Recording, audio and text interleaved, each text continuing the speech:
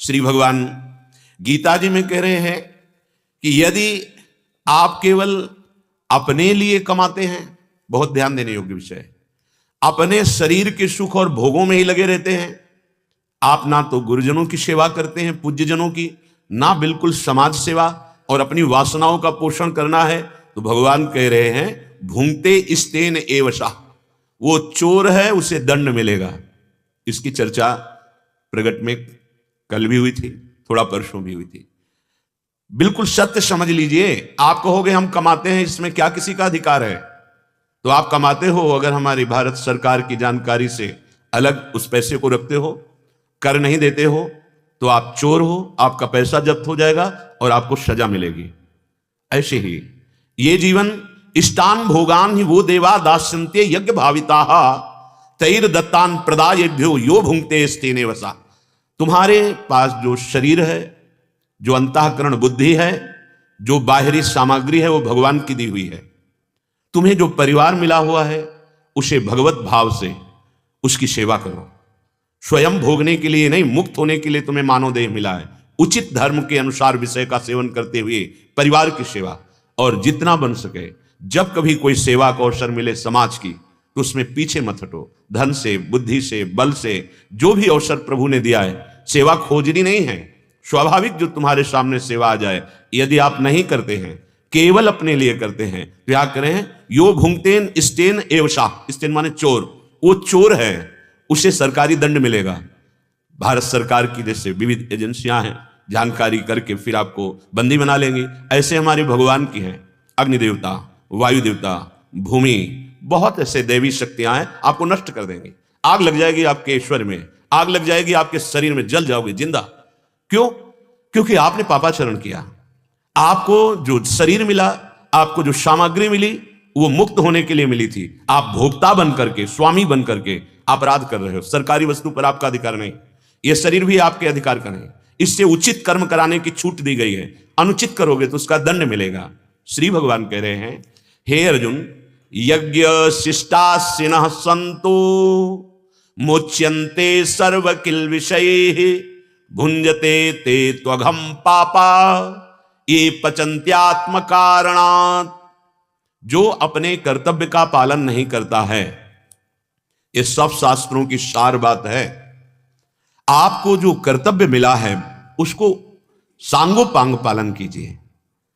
अलग से आपको भागने की जरूरत नहीं है कि मैं संसार को छोड़ दूं, एकांत में जाकर के भगवत प्राप्ति कर लूंगा। असंभव।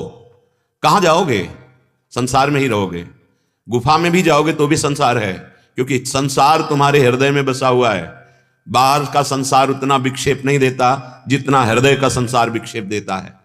अंतःकरण में, संपूर्ण चित्ताकाश में न जाने कितने जन्मों का संसार भरा हुआ है। ये भूताकाश से एकांत की आप स्थिति, किसी गुफा में कहीं एकांत चले भी गए, पर अंदर का प्रपंच वो एकांत नहीं माना जाएगा। यहां भगवान आदेश कर रहे हैं, अपने कर्तव्य कर्म को दूसरों का अधिकार की रक्षा करते हुए करो।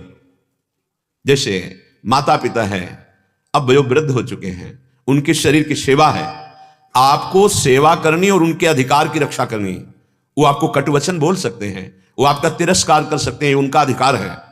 ऐसे ही अगर हम पूरे परिवार का, समाज का जहां कर्तव्य आवे उसको करके उनसे अनुकूलता ना चाहें, प्रशंसा ना चाहें, मान ना चाहें, यही आपके सारे पापों का नाश कर देगा। मुच्यते सर्व किल विषय, ये भगवान की बात है। किल विषय माने अपराध, पाप, मलिनता। कोई उसने नया साधन नहीं किया, भगवत भाव से किसी की सेवा मिली, निष्काम भाव से कर दिया, मेरे प्रभु इसके हृदय में विराजमान है, बस। वह हमारे प्रति क्या करता है, उसका क्या कर्तव्य है, यह साधक नहीं देखता।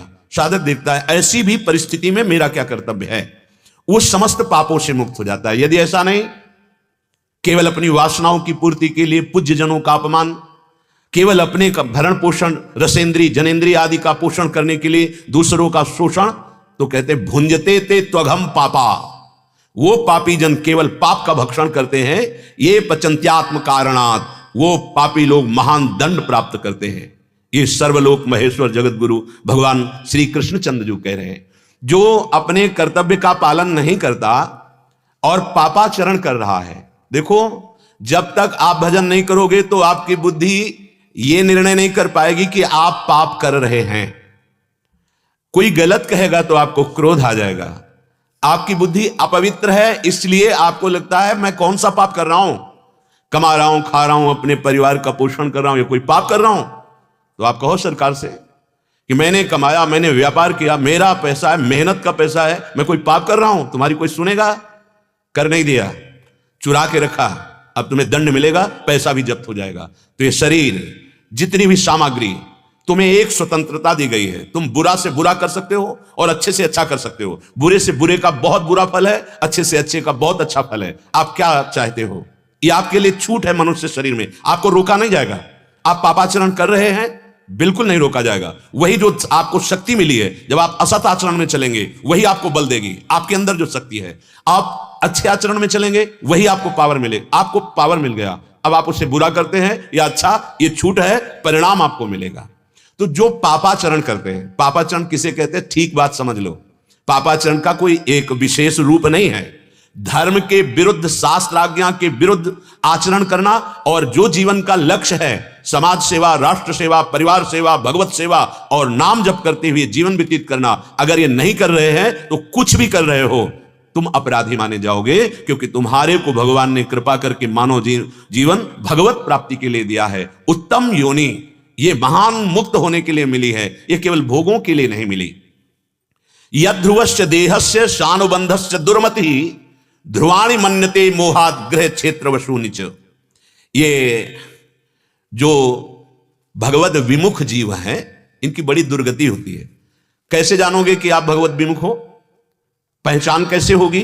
तो बता रहे हैं, ये भगवत विमुख जीव बस केवल इंद्रियों की सुख की अभिलाषा करते हैं।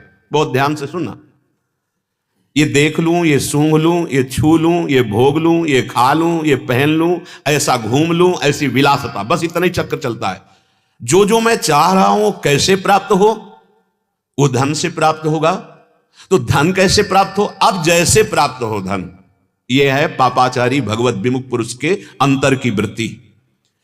ये लोग केवल सुख की अभिलाषा से विचरते रहते हैं, अर्थात अंदर का चिंतन और बाहर की क्रियाएं, केवल इंद्रियजन्य सुख, आत्म सुख, भगवत सुख, नित्य सुख, इसका तो परिचय ही नहीं है। ये बड़े से बड़ा कष्ट उठाते हैं धन प्राप्ति के लिए और धन भोग सामग्री के लिए। इसका कारण है ये मंद बुद्धि अपने स्वरूप को भूल गए, भगवद अंश को, और इस नाशवान शरीर को अपना स्वरूप मान लिया। जंतुर्वै भव एतस्मिन् याम याम योनि मनुव्रजेत तस्याम तस्याम च लभते निवृत्तिम न विरज्यते। वो क्या, इस शरीर पे अहम हो जाने के कारण इसके संबंधियों को अपना मानता है। केवल जो संबंधी, घर, खेत, धन, वस्तु, जो जो भी, उनको केवल अपना मानता है और नित्य मानता है, मतलब अविनाशी मानता है। ये सब बना रहेगा क्योंकि बुद्धि भगवत विमुख है। इस संसार में जो भी आप बड़े से बड़े कष्ट सहकर एकत्रित करेंगे, एक समय आएगा काल भगवान सबको नष्ट कर देंगे, कुछ भी तुम्हारे साथ नहीं जाएगा। पर मंद बुद्धि होने के कारण यह संकेत उससे समझ में नहीं आता कि बाल्यावस्था गई, जवानी आ गई, वो भी वृद्धावस्था की तरफ जा रही, इसके आगे की अवस्था का नाम मृत्यु है, वो नहीं समझ रहा है। इस संसार में यह जीव जिस जिस शरीर में जन्म लेता है उसी उसी को पकड़ लेता है मैं, और उसी में सुख ढूंढने लगता है शरीर में। चींटी भी प्रयासरत है पेट भरने के लिए, चींटी भी अपने सुख के लिए भयभीत, जरा सा ऐसा करो भयभीत होकर भागेगी। हर जीव शरीर की रक्षा और इस शरीर से खूब भोग भोगना, अर्थात जीने की आशा और नाशवान भोगों में सुख खोजना। वो कभी ये सोच ही नहीं पाता है कि ये शरीर मुझे कुछ समय के लिए मिला है। देखो कैसा लग रहा है, मैं शरीर हूं और मैं ये कर सकता हूं, मैंने भोगा, मैं भोग सकता हूं, बस यही गणित अंदर चलती रहती है। ये भगवान की ऐसी विचित्र माया से मोहित हो रहा है कि नरक जैसे भोगों में सुख खोज रहा है। नरक जैसे भोगों में ये द्वार जो शरीर के हैं, मलमूत्र के द्वार हैं, अंदर सब मलमूत्र गंदी वस्तुएं भरी हैं। केवल एक बात के लिए श्रेष्ठ है मानव जीवन, राधा राधा राधा, और अपने कर्तव्यों का पालन। अब वो जिस योनि में जाता है वहां के भोगों को अमृत मानने लगता है। जैसे बिष्ठा का कीड़ा है, उसके लिए बिष्ठा अमृत है, नाली का कीड़ा उसके लिए वही सुख है। वो वहां के सुखों को कभी नहीं छोड़ना चाहता और उन शरीरों को नहीं छोड़ना चाहता, चाहे जिस योनि में जाए। जैसे देखो अपने लोग इस शरीर में कितना बने।